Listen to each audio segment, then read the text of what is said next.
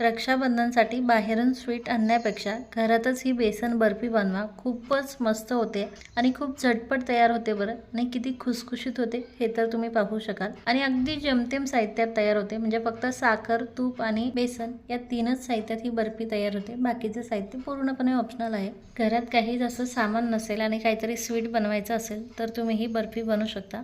फक्त रक्षाबंधनलाच नाही, एरवी देखील बनवू शकता. दिवाळीला देखील ही बर्फी तुम्ही बनवू शकता. खूप छान होते आणि बिघडण्याची तर अजिबात शक्यता नाही. म्हणजे जर तुम्ही पहिल्यांदा जरी बनवत असाल तरी 100% परफेक्ट होणारच.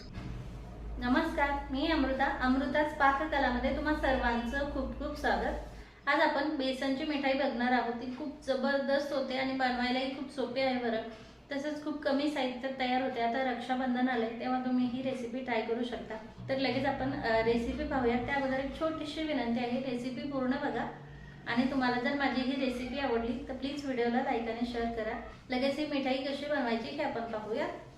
तर ही बेसन बर्फी बनवण्यासाठी आपल्याला 3 कप बेसन घ्यायचं आहे. बेसन घेताना चाळून घ्यायचं आहे. तसंच घरात जे नॉर्मल बेसन पीठ असतं ना, तेच बेसन पीठ घेतलेलं आहे मी. फक्त हे घरीच डाळ दळून आणलेली आहे, विकतच्या पॅकेटमधलं नाही आहे. आता हे बेसन आपल्याला तूप न घालता 10 ते 12 मिनिट छान लो फ्लेमवरती भाजून घ्यायचं आहे.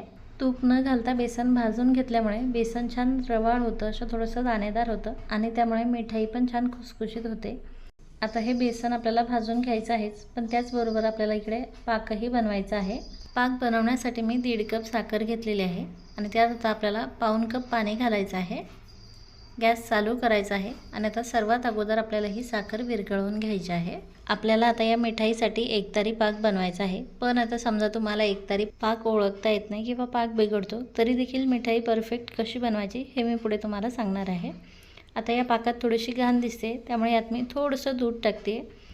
आता आपल्याला गॅस थोडासा वाढवायचा आहे, त्यामुळे या पाकावरती असा फेस होतो आणि या फेसातूनच या साखरेतली घाण बाहेर निघते. हा घाण फेस आपल्याला काढून घ्यायचा आहे, जेणेकरून त्यानंतर छान स्वच्छ पाक तयार होईल. आपला सर्व घाण अशी चमच्याने काढून घ्यायची आहे आपल्याला. आता लगेच पाकाचा कलर तुम्ही पाहू शकाल, छान फ्रेश दिसतोय. आता ही घाण काढण्याच्या नादात एकतरी पाक होऊन जाऊ शकतो, त्यामुळे पाकाकडेही आपल्याला लक्ष द्यायचं आहे. आता पाक कसा ओळखायचा, तर आपल्याला चमच्यावरती थोडासा पाक घ्यायचा आहे, तो थंड करून घ्यायचा आहे आणि 2 बोटाने चेक करायचा आहे. 2 बोटाच्या मध्ये अशी तार तयार होते, म्हणजे आपला पाक परफेक्ट आहे. लगेच गॅस बंद करायचा आहे. आता यामध्ये मी थोडासा कलर घालते. कलर पूर्णपणे ऑप्शनल आहे.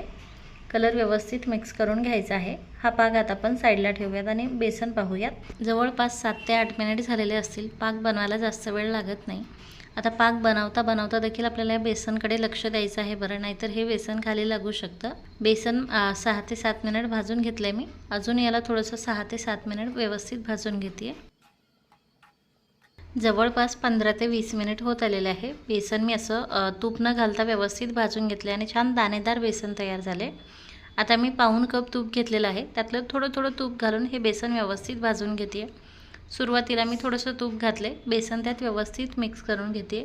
हवं तर तुम्ही एकदाच देखील सर्व तूप घालू शकता किंवा मग असं थोडं थोडं तूप घालू शकता. सुरुवातीला आपण बेसन भाजून घेतल्यामुळे आता तूप घातल्याच्या नंतर याला जास्त भाजायची गरज पडत नाही आणि बेसन खूप लवकर तूप रिलीज करतं. आता शेवटी राहिलेलं सर्व तूप यात मी घातलेलं आहे. बेसन त्यात व्यवस्थित मिक्स करून घेते.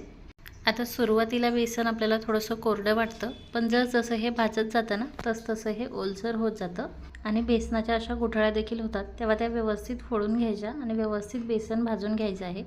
बेसन भाजणं एवढीच फक्त मेहनत आपल्याला या बर्फीमध्ये आहे, कारण जेवढे आपण छान बेसन भाजू ना, तेवढी बर्फी आपली खायला छान होते. आता मगाशीपेक्षा तुम्ही पाहू शकाल हे गोळे असे ओलसर झालेले आहे आणि आता इथून पुढे फक्त 10 ते 15 मिनटं लागतात आपल्याला बेसन भाजायला. एकदम कमी गॅसवरती बेसन भाजते मी, त्यामुळे थोडासा वेळ लागतो, पण बर्फी खूप छान होते.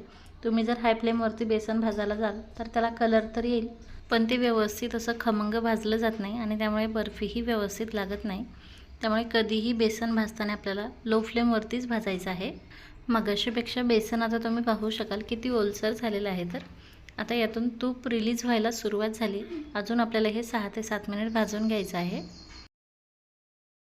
आता शेवटी बेसन आपल्याला या स्टेजमध्ये दिसेल. आता हे छान ओलसर झालेलं आहे, व्यवस्थित भाजलेलंही आहे आणि कलरही बेसनाचा सुरुवातीचा कलर आणि आताचा कलर तुम्ही पाहू शकाल थोडासा चेंज झालेला आहे. जास्त बेसन आपल्याला लाल वगैरे करायचं नाही आहे. यातून असं आता व्यवस्थित तूप रिलीज झालं की आपल्याला थोडंसं दूध यात घालायचं आहे. थंड दूध घालायचं आहे. थंड दूध घातल्यामुळे छान दाणेदार बेसन तयार होतं आणि बर्फीही छान दाणेदार होते आणि खुसखुशीत देखील होते. बेसनामध्ये दूध घालण्यापूर्वी गॅस थोडासा वाढवायचा आहे आणि त्यानंतर त्यावर दुधाचा शिपका मारायचा आहे. त्यामुळे छान बुडबुड येतात, बेसन असं फसफसून निघतं आणि त्यामुळे छान रवाळ कण तयार होतात. मी गॅस वाढवायचं विसरली होती. आता आपल्याला यावरती 1-2 वेळा असा शिपका मारायचा आहे आणि त्यानंतर बेसन असं थोडंसं ड्राय करून घ्यायचं आहे. बेसन भाजण्याच्या प्रोसेसला इथपर्यंत मला 40 ते 45 मिनिट लागलेले आहे. तुम्हाला थोडाफार टाईम इकडे तिकडे होऊ शकतो. मगाशीपेक्षा आता बेसन खूप छान रवाळ दिसते आपलं. ही प्रोसेस खूप महत्त्वाची आहे, यामुळे मिठाईला छान रिझल्ट येतो. आता या बर्फीची अजून टेस्ट वाढवण्यासाठी तुम्ही दुधावरची साय असेल तर ती देखील यात घालू शकता. आता दूध घातल्याच्या नंतर बेसन असं थोडंसं ड्राय झालं, कोरडं झालं की आता आपल्याला यामध्ये पाक घालायचा आहे. सर्व पाक घातलेला आहे मी.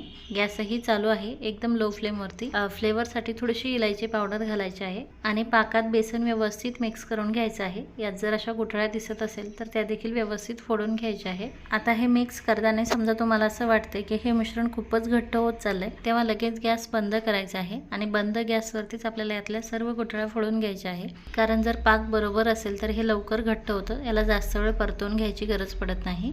आणि जर समजा तुमच्याकडून जर पाक पातळ झालेला असेल तर याला थोडा वेळ जास्त वेळ परतवून घेण्याची गरज पडते. आता लगेच गॅस बंद केलेला आहे मी. जेमतेम 1 मिनिटाच्या आत मिश्रण आपलं ह्या कंडिशनमध्ये आलेलं आहे, कारण आपला पाक एकदम परफेक्ट होता. मिश्रण व्यवस्थित मिक्स करेपर्यंतच हे असं घट्ट झालेलं आहे. आता ज्या भांड्यात मिठाई सेट करायची त्याला थोडंसं तूप लावून घ्यायचं आहे आणि त्यात हे मिश्रण ओतून घ्यायचं आहे आणि त्यानंतर हे आपल्याला एकसारखं पसरवून घ्यायचं आहे. आता तुम्हाला ज्या साईजची बर्फी हवी त्याप्रमाणे त्या भांड्यात तुम्ही हे मिश्रण व्यवस्थित सेट करून घेऊ शकता. त्याला सेट व्हायला जास्त वेळ लागत नाही.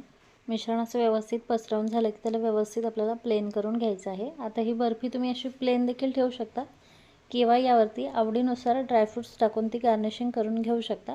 मी यावरती थोडेसे पिस्ता आणि बदामचे काप असे पसरवून घेते, यामुळे खूप छान दिसते बर्फी. तुम्ही तुमच्या आवडीप्रमाणे यावरती ड्रायफ्रूट्स घालून हे पसरवून घेऊ शकता किंवा ड्रायफ्रूट्स नसेलच तर मग काही नाही घातलं तरी चालेल. ड्रायफ्रूट्स देखील थोडेसे असे दाबून घ्यायचे आहे जेणेकरून ते मिठाईला व्यवस्थित चिटकून राहतील.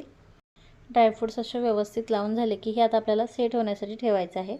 याला फक्त अर्धा ते 1 तास लागतो सेट व्हायला, जास्त वेळ लागत नाही. ही बर्फी थोडीशी थंड झाली की आपल्याला कट लावून घ्यायची आहेत. तुम्हाला ज्या साईजची बर्फी हवी त्या साईजनुसार तुम्ही याला कट लावून घेऊ शकता.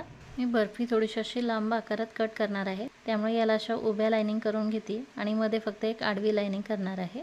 तुम्ही तुमच्या आवडीप्रमाणे त्रिकोणी चौकोनी तुम्हाला पाहिजे तशी बर्फी कट करून घेऊ शकता. कट लावून घेतल्याच्या नंतर आपल्याला थोडंसं सेट होऊ द्यायचं आहे आणि आता अर्ध्या तासानंतर ट्रेमधून आपण ही बर्फी काढून घेऊयात. तर सुरुवातीला आपल्याला याला थोडंसं मोकळं करून घ्यायचं आहे आणि एक पीस काढून घ्यायचं आहे. त्यानंतर ऑटोमॅटिक निघते बर्फी. तुम्ही पाहू शकाल बर्फी आपली एकदम व्यवस्थित सेट झालेली आहे आणि खूप छान खुसखुशीत झालेली आहे बरं, आणि चवीलाही अप्रतिम झालेली आहे. एक मी तुम्हाला तोडून देखील दाखवते. अगदी सहज तुटते आणि ट्रेमधून देखील किती सहज डिमोल्ड होते तुम्ही पाहू शकाल. बनवायलाही किती सोपी आहे हे तर तुम्ही पाहिलेच आहे. चवीलाही खूप भारी लागते. तुम्ही एकदा बनवून बघा, खूप आवडेल तुम्हाला. तर या रक्षाबंधनला तुम्ही ही रेसिपी नक्की ट्राय करून पहा. तुम्हाला खूप म्हणजे खूप आवडेल, तुमच्या भावालाही खूप आवडेल. तर ही तोंडात विरघळणारी बेसन मिठाई नक्की ट्राय करा आणि तुम्हाला जर माझी ही रेसिपी आवडली असेल तर प्लीज व्हिडिओला लाईक आणि शेअर करा.